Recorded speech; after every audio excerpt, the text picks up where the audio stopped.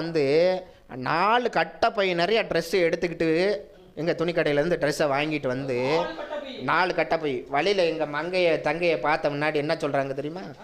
அப்படி என்ன பக்கம் தங்கை மங்கை ஒன்றுமே சரியில்லை, இந்த தீபாவளிக்கு எனக்கு ஒழுங்காகவே ட்ரெஸ் அமையல. 4 கட்டை பை நிறைய ட்ரெஸ்ஸை வாங்கிட்டு வந்து இன்றைக்கி தீபாவளினா என்ன ஆகுறது நடுவரில் ஸ்வீட்டை சாப்பிட்டுட்டு சுகர் ஏறி போய் பல பேர் ஆஸ்பத்திரியில் வந்து படுத்து கிடக்கிறான் பண்டிகை நாள் அன்னைக்கு. அப்புறம் பட்டாசு வெடிச்சா ஆஸ்துமாக்கு அலர்ஜி, அவன் பாதி வேறு ஆஸ்பத்திரியில் வந்து படுத்து கிடக்கிறான். மட்டன் சிக்கன் நான்வெஜ்ஜு உடனே அதை சாப்பிட்டு கொலஸ்ட்ரால் ஏறி போய் ஆஸ்பத்திரியில் வந்து கிடக்கான். எவனுக்கு இங்கே கொண்டாட்டமாக இருக்குது, எல்லாம் நோயோடு தான் அலைஞ்சிக்கிட்டுறேன் என் நிலைமை. அக்கா அன்றைக்கி ஆசைப்பட்டு எங்கள் அண்ணன்ட்ட நான் ஒரு பவுனில் மட்டும் நகை எடுத்துக்கிறேன் அண்ணன் மாமா அப்படின்னு கேட்டிருக்குறாங்க.